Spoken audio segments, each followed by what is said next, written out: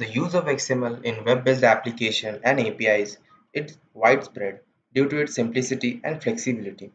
However, XML External Entity (XXE) vulnerabilities have been a persistent issue in web application security, including API security. An XXE attack can allow an attacker to exploit vulnerable application and APIs and gain access to sensitive data or execute malicious code. In this report, we will discuss the XX's vulnerability in the context of API security and explore ways to prevent and mitigate such attacks. So, what is an XML external entity vulnerability? XML external entity (XXE) vulnerability occurs when an XML document parses external entities within the document. External entities are user-defined resources to external resources such as files, URLs, or network services. When an XML parser processes an XML document containing external entities, it may fetch the external resources and include them in the document. If an attacker can control the content of the external resources, they can use this vulnerability to perform various attacks, including information disclosure, denial of service, and server side request forgery. APIs that use XML for data exchange are also vulnerable to XXE attacks. An attacker sends a crafted XML request to the API, which includes an external entity reference that points to a resource under their control. If the processes the XML request without proper validation, it will fetch the external resources and include it in the response. This can lead to information disclosure or even remote code execution on the server hosting the API. Preventing and mitigating XXE attacks in the APIs. To prevent XXE attacks in APIs, it is essential to follow these best practices. Number one, disable external entity processing. One of the most effective ways to prevent XXE attacks is to disable external entity processing in the XML parser used by the API. This can be done by setting the external general entities and external parameter entities properties to false. Input validation. API developers should validate user input thoroughly, including XML requests, to ensure that they do not contain any external entity references. Input validation should include checking the content of the XML document against an XML schema and whitelisting allowed elements and attributes. Use a safe XML parser. It is recommended to use a safe XML parser that does not allow external entity references by default. Some examples of safe parsers include SAX, Simple API for XML, and DOM, Document Object Model, or use content type header. API developers should use the content type header to specify the type of data being sent in the API request.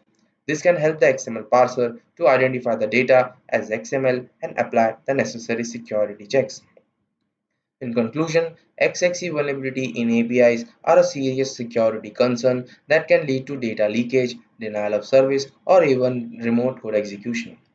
API developers should follow the best practices outlined above to prevent and mitigate XXE attacks. Additionally, it is crucial to keep up to date with the latest security trends and to incorporate security testing into the API development process.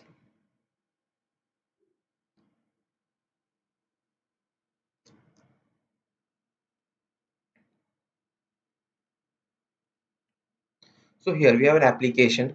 OpenCare is a cloud-based electronic health record EHR platform.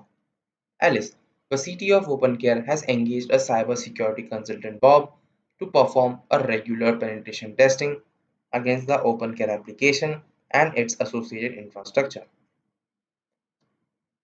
Penetration testing, also called as pen testing or ethical hacking, is a practice of testing a computer system, network, or web application to find security vulnerabilities that would be attacker could exploit.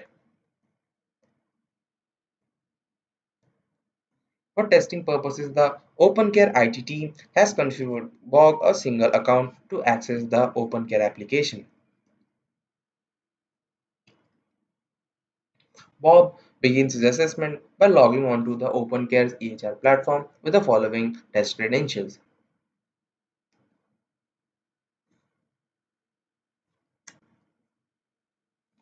To allow the importing of patient health records, OpenCare has recently launched the Import Patient CDA XML feature, which allow users to manually upload patients' Medicare data using the Consolidated Clinical Document Architecture, that is CCDA file format.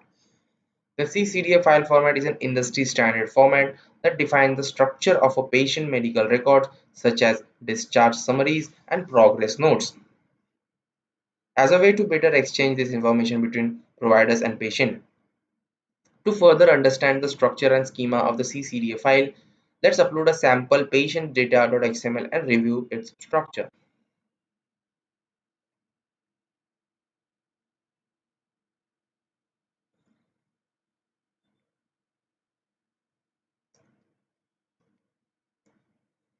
To further understand the CCDA file format, let's take a look at the sample CCDA file patient data.xml.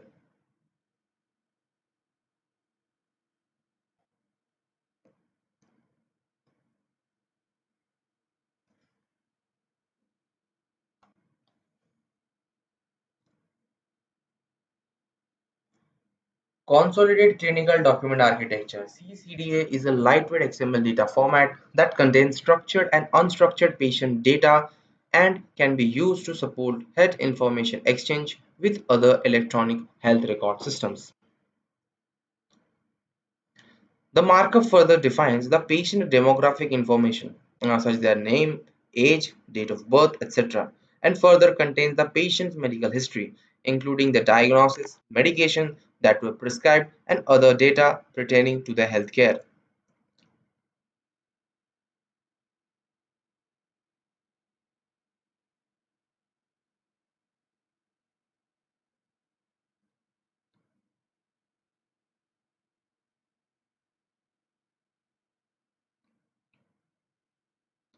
To test the import patient CCD XML feature, Bob uploads the sample patient data.xml CCDA file using the online file uploader feature. As expected, the OpenCare application server-side XML parser processes the uploaded patient data XML document and renders the patient electronic health record with their clinical data.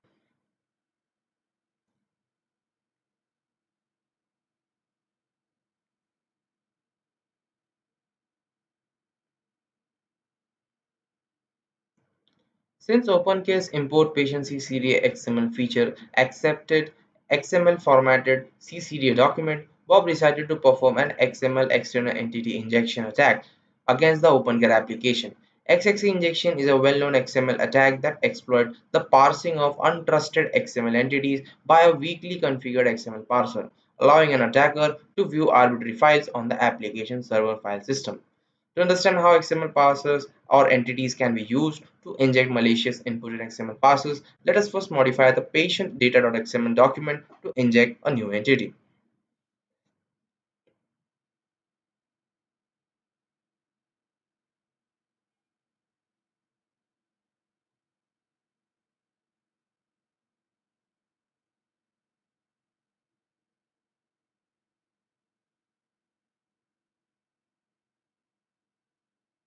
Bob's updated CCDA document defines a doc tab declaration load this to load an external document type definition, that is DTD file.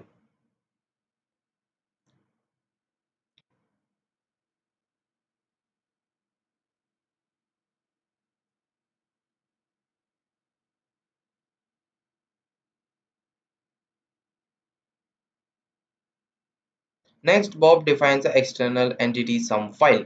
The entity declaration is an XML tag used for loading additional data from an external resources.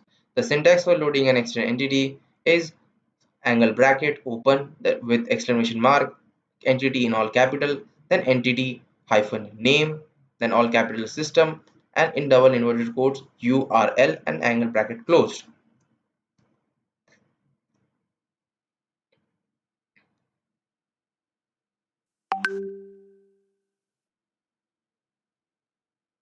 In Bob's example, the external entity sum file is configured to load the content of OpenCase web server password file, that is etc/password.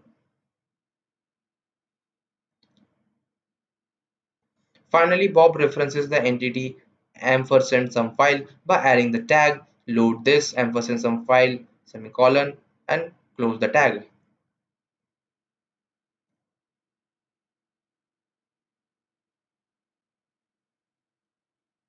With this modification, should OpenCase XML parser be configured to allow loading of external entities, Bob modified CCDA file and trick the XML parser into loading the content of /etc slash password file.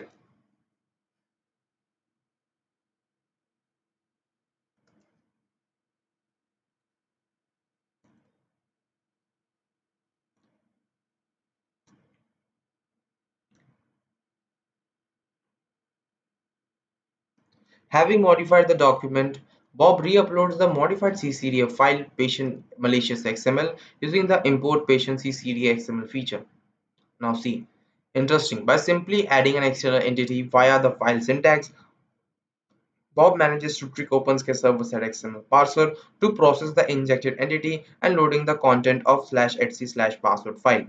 This ability to manipulate an application's XML parser into loading user-supplied external entities is known as XML entity injection.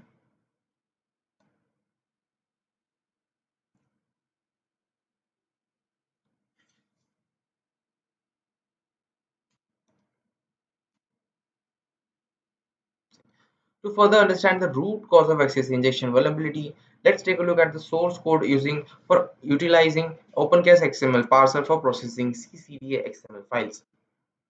The developer implemented on the upload clinical node method for the process of saving the patient data from the CCD XML file.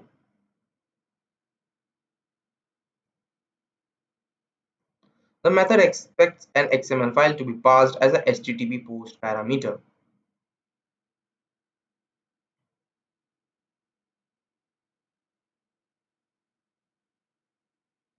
The developer used Java's document builder factory class that enables application to parse XML documents. The parsed data is then converted into a JSON object and returned back to the client via the HTTP response. However, note that no security settings were set for the XML parser. Hence, when Bob's file is parsed, its malicious entry is executed without any restriction, allowing Bob to perform a XXC injection, stealing the content of /etc slash password file.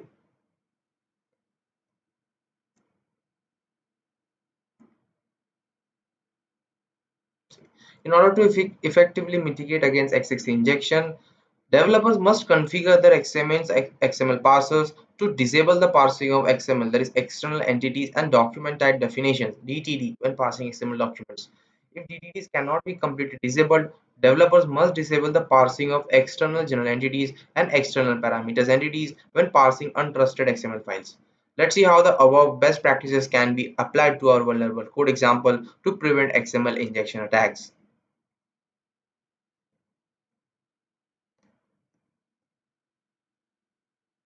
In this modified example, we specify the important parser security setting before parsing the file.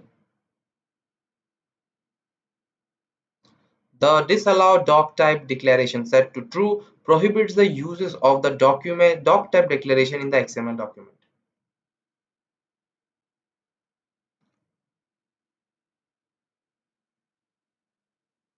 The external general entities set to false prohibit the uses of external general entities.